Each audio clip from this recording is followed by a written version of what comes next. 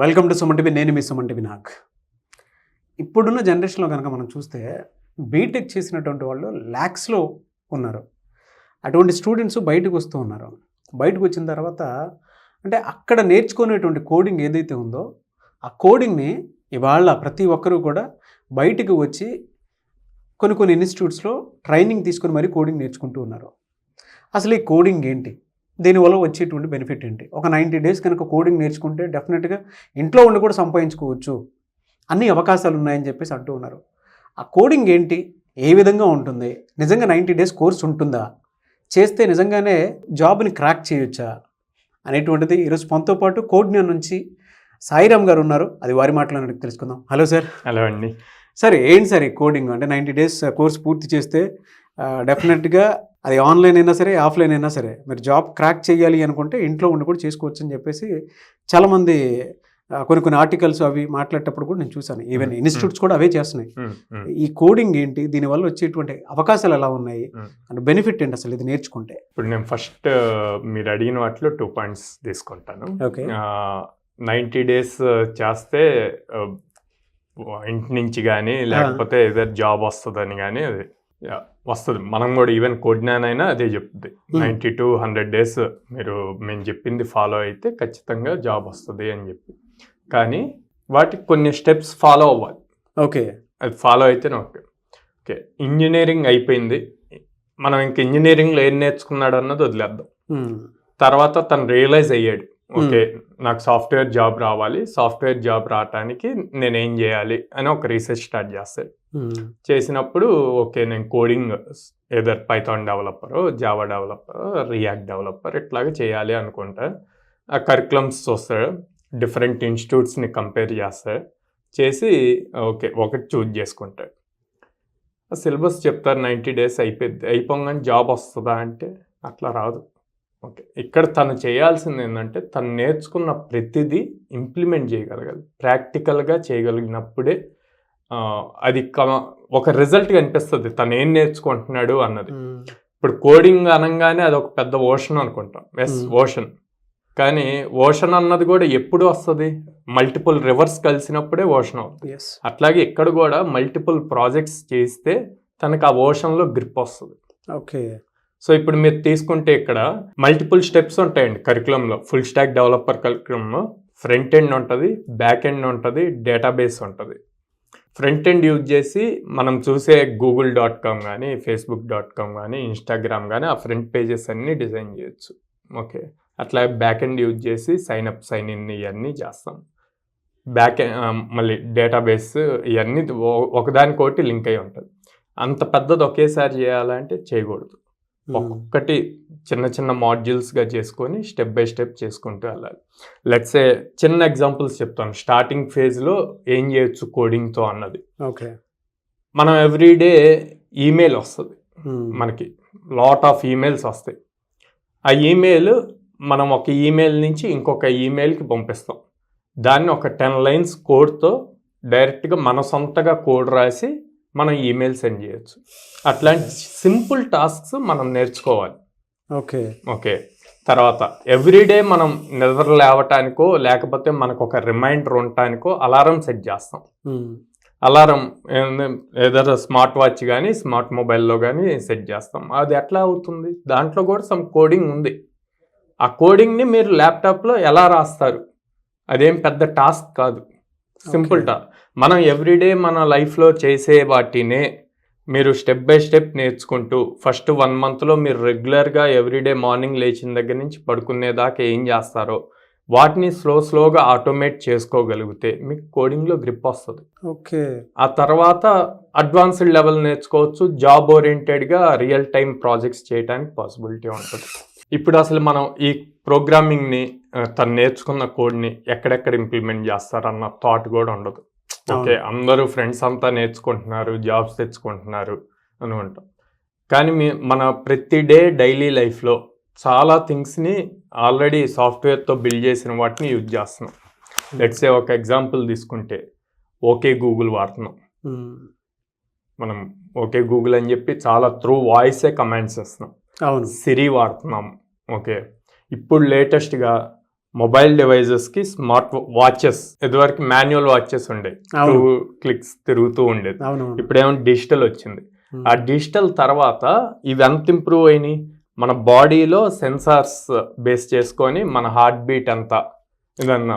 ఇప్పుడు మీరు latest Samsung కానీ యాపిల్ వాచెస్ తీసుకుంటే మీరు హాస్పిటల్కి వెళ్ళకుండా డైరెక్ట్గా మీ ఈసీజీ మీరే తీసుకోవచ్చు. అవును, దాన్ని ప్రింట్ తీసి దాన్ని డాక్టర్కి వాట్సాప్ చేస్తే తను అసలు మీ బాడీ కండిషన్ ఏందని చెప్పేస్తారు. ఆ ఈసీజీ రిపోర్ట్ చూసి అంత యాక్యురసీ వస్తుంది. ఇదంతా కూడా కోడింగ్తో చేసినాయి. ఓకే. సో మీరు ఇక్కడ చూసుకుంటే ఇప్పుడు నా మొబైల్లో నా స్మార్ట్ వాచ్ చూస్తే నేను ఇవాళ ఎంత నడిచాను, ఇవాళ ఎంత నిద్రపోయాను రాత్రి, అందులో డీప్ స్లీప్ ఎంత, ఇదంతా ఎక్కడి త్రూ కోడింగే చేస్తాం. సో అన్నిటిని ఒకేసారి బిల్డ్ చేయలేం, 1 by 1 చేయాల్సి వస్తుంది. సో అది ఎలా చేయాలి అన్న టార్గెట్ పెట్టుకొని దానికి కావాల్సింది ఏం నేర్చుకోవాలి అన్నది చేస్తాం. అట్లాగే ఇక్కడ మల్టిపుల్ డివైజెస్ మీకోసం ఉంచాను. కోడింగ్ అన్నది అందరికి తెలియాలి. ఇప్పుడు ఇది వాటర్ బాటిల్ అండి. ఓకే, ఈ వాటర్ బాటిల్కి సెన్సార్ ఉంది. సో ఇది ఈ రూమ్లో టెంపరేచర్ ఎంత ఉంది అన్నది డిస్ప్లే చేస్తుంది. సో దీని తగ్గట్టు లోపల ఆ టెంపరేచర్లో వాటర్ ఉంటుంది అనమాట. ఓకే, ఒకసారి చూపిస్తాను సరే. ఇలా ట్యాప్ చేయగానే ఇలా వస్తుంది. అంటే ఇందులో ఆల్రెడీ ఒక కోడ్ని క్రియేట్ చేసి, అంటే జనరేట్ చేసి ఇచ్చేస్తున్నారు. దీనికి సెన్సార్ యాడ్ చేశారు. అంటే మనం నేర్చుకునేటువంటి ప్రతి దాంట్లోనూ కోడింగ్ ఉంది. వాళ్ళ మనం ముట్టుకునేటువంటి ప్రతి వస్తువులోనూ, సెల్ ఫోన్తో సహా. సో అట్లాగే స్మార్ట్ బల్బ్స్. ఓకే ఓకే ఇప్పుడు ఇదివరకు లాగా మనం బల్బ్ పెట్టి స్విచ్ ఆన్ ప్రతిసారి మనం ఎంటర్ అయినప్పుడు స్విచ్ ఆన్ చేసుకొని మళ్ళీ బయటికి వెళ్ళేటప్పుడు స్విచ్ ఆఫ్ చేయాల్సినంత అవసరం లేదు. సో ఈ స్మార్ట్ బల్బ్స్ యూజ్ చేస్తే మీరు ఆ స్విచ్ అట్లాగే ఆన్ అయి ఉన్నా మనిషి లోపలికి ఎంటర్ అయితేనే ఆన్ అవుతుంది. అవును, లైట్ ఆన్ అవుతుంది. బయటికి వెళ్ళిపోగానే ఆఫ్ అయిపోతుంది సెన్సార్స్. మళ్ళీ ఆ సెన్సార్ ఎలా యాక్టివేట్ అవ్వాలి అన్నది కోడ్ రాస్తాం. Code okay, real time exam. మనం డైలీ ఎవ్రీ టైం ప్రతి ఒక్కళ్ళు ఇంట్లో లేకపోయినా మీరు హోటల్స్కి అది వెళ్ళినప్పుడు రెగ్యులర్గా అట్లాగే హోటల్స్లో ట్యాప్స్ అవునవును సెన్సార్ బేస్డ్, మనం తిప్పకుండా హ్యాండ్ ముందు పెట్టంగానే వచ్చేస్తాయి. వాటికి కోడింగ్ ఉంటుంది. అండ్ దెన్ ఇది స్మార్ట్ లైట్ ఆటోమేషన్ అనమాట, విప్రో వాళ్ళది ప్రోడక్ట్. ఓకే. సో ఇది మీ దగ్గర ఉన్న ఏసీ కానీ లేకపోతే నార్మల్ విప్రో ప్రోడక్ట్ చూడటానికి నార్మల్ ప్లగ్ లాగే ఉంది, విప్రో ప్రోడక్ట్ మళ్ళీ. కానీ దీంట్లో చాలా కోడింగ్ ఉంది. ఇది మీ మొబైల్కి సింక్ అవుతుంది. లెట్స్ సే ఇప్పుడు మనం విజయవాడలో ఉన్నాం, ఇది నా రూమ్లో ఏసీకి కనెక్ట్ చేశాను అనుకోండి. ఏసీ ప్లగ్కి దీన్ని కనెక్ట్ చేస్తే నేను ఈవెన్ యూఎస్ వెళ్ళినా కూడా అక్కడి నుంచి ఆపరేట్ చేయొచ్చు. ఏసీ ఆన్ చేయడానికి ఆఫ్ చేయడానికి ఇక్కడ విజయవాడలో ఉండాల్సిన అవసరం లేదు. చిన్న ప్రోడక్ట్. సో ఇట్లాంటి అన్నీ కూడా మల్టిపుల్ ఉన్నాయి. ఒక కోడ్ మీద చేస్తున్నాయి. మనం ఎవ్రీడే చేస్తున్న థింగ్స్ ఇవన్నీ రోజు చూస్తున్నవి. ఓకే, సో అట్లాగే ఇప్పుడు మేము ఇక్కడ ఒక రోబోట్ ఉంది. ఈ రోబోట్ మెకానికల్గా మేము చేయలేదు, కానీ దీంట్లో ఉన్న కోడ్ అంతా కూడా పైథాన్తో చేసింది అనమాట. Okay. So Python language use చేసి దాని ఆపరేషన్స్, అది ఎలా మూవ్ అవ్వాలి ఏంటి, కావాల్సిన ఈ బ్యాటరీస్ ఇవన్నీ ఇంక్రీజ్ చేస్తూ చేసింది. ఓకే, ప్రతిదీ కోడింగేనండి. Coding plays the key role. ఇప్పుడు మనం జనరేటివ్ ఏఐ వస్తున్నాం. అందరూ ఏమనుకుంటున్నారు, ఏఐ వస్తే జాబ్స్ పోతాయి అనుకుంటున్నాం. జాబ్స్ పోతాయి. ఎవరి జాబ్స్ పోతాయి అంటే ఏఐ ఎవరైతే నేర్చుకోరో, అప్ స్కిల్ అవరో వాళ్ళ జాబ్స్ పోతాయి. Okay okay, simple example. నా చిన్నప్పుడు గుర్రపు బండ్లు ఉండే, తర్వాత కార్స్ వచ్చాయి. అవును, మరి గుర్రపు బండి తోలిన వాళ్ళు తర్వాత సస్టైన్ అయ్యారు కదా. అవును, అవునా. కార్స్ వచ్చాయి, కార్స్ వచ్చాక ట్రైన్స్ వచ్చాయి. అట్లా అని చెప్పి బాగలేదు కదా. సో ప్రతిసారి జనరేషన్ చేంజ్ అవుతున్నప్పుడు టెక్నాలజీ చేంజ్ అవుతూ ఉంటుంది, మనం అప్ స్కిల్ అవుతూ ఉండాలి.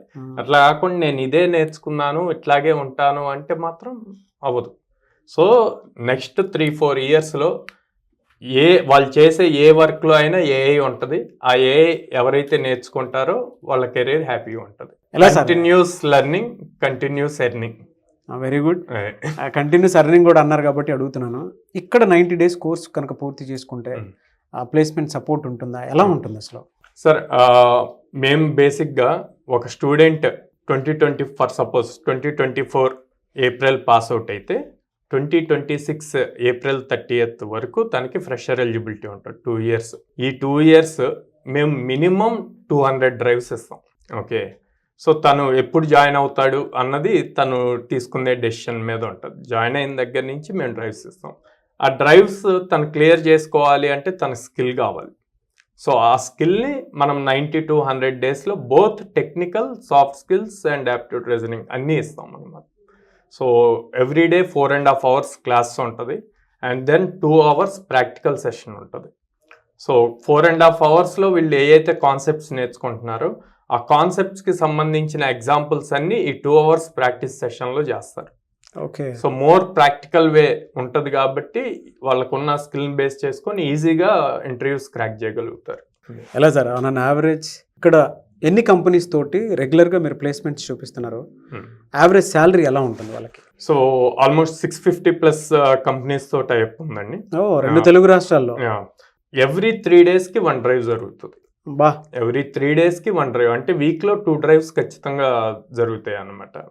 సో యావరేజ్ ప్యాకేజ్ వచ్చేసి 4 LPA ఉంది. ఇప్పటి వరకు మన దాంట్లో ఫ్రెషర్కి హైయెస్ట్ ప్యాకేజ్ 27 LPA. 27 LPAనా? ఎవ్రీ 3 daysకి ఒకసారి డ్రైవ్ జరుగుతుంది.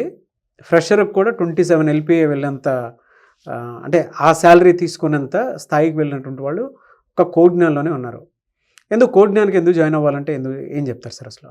Continuous placement opportunities, at the same time 1-to-1 ప్రతి స్టూడెంట్కి మెంటర్ అప్రోచ్ అవుతూ ఉంటారు. సో ఏ టైంలో అయినా సపోర్ట్ సిస్టమ్ వాళ్ళకి వచ్చిన డౌట్స్ క్లారిఫై చేయడానికి మార్నింగ్ 9 to ఈవినింగ్ 11 వరకు సపోర్ట్ సిస్టమ్ ఉంటుంది. Very good sir. మిమ్మల్ని అప్రోచ్ అవ్వాలి అంటే ప్రాసెస్ ఏంటి? ప్రతి పేరెంట్ వీడియో చూసిన తర్వాత ఓకే కోడింగ్లో ఇంత ఫ్యూచర్ ఉంది, డెఫినెట్గా మేము సక్సెస్ అవ్వాలి అని అంటే ఇది నేర్చుకుందాం అనుకున్నటువంటి వాళ్ళు ఉంటారు. సో నేనైతే ఇన్స్టెడ్ ఆఫ్ స్క్రీన్ మీద నెంబర్స్ కనిపిస్తున్నాయి వాటికి కాల్ చేయమంటాను. దానికన్నా కూడా వాళ్ళు నియర్ బై ప్లేసెస్లో ఉంటే కనుక డైరెక్ట్గా ఆఫీస్కి విజిట్ చేయమంటారు. ఒకసారి ఆఫీస్కి విజిట్ చేసి వాళ్ళకున్న డౌట్స్ మా కౌన్సిలింగ్ టీంతో కూర్చొని క్లారిఫై చేసుకొని అప్పుడు డెసిషన్ తీసుకోమని. మనం వచ్చేసి విజయవాడలో మొగలరాజపురంలో ఉంది, and then Hyderabad JNT metro station పక్కన ఉంది, అండ్ దెన్ అమీర్పేటలో చెన్నై షాపింగ్ మాల్ ఆపోజిట్ ఉంది, అండ్ దెన్ బెంగళూరు BTM లేఅవుట్లో ఉంది. సో అది 3 ప్లేసెస్లో ఉన్నాయి, విజయవాడ అండ్ బెంగళూరు, హైదరాబాద్. మీరు జాయిన్ అవ్వాలి అనుకునేటువంటి వాళ్ళు ఎవరున్నా సరే కోడింగ్ నేర్చుకొని సక్సెస్ అవ్వాలి అనుకుంటే, అండ్ టెక్నికల్ అయినా సరే నాన్ టెక్నికల్ అయినా సరే, సో రైట్ ప్లేస్ని చూస్ చేసుకోవాలి అనుకుంటే స్క్రీన్ మీద మీకు కోడ్జ్ఞాన్ కాంటాక్ట్ నెంబర్ కనిపిస్తుంది, దాన్ని మీరు కాల్ ఆర్ మెసేజ్ వాట్సాప్ చేసినా సరే ఎన్రోల్ చేసుకోవచ్చు. అండ్ ఈ వీడియో లైక్ చేయండి, షేర్ మాత్రం తప్పకుండా చేయండి. ఇలాంటి మరిన్ని వీడియోస్ కోసం మా ఛానల్ ఫాలో అవ్వండి. Thank you.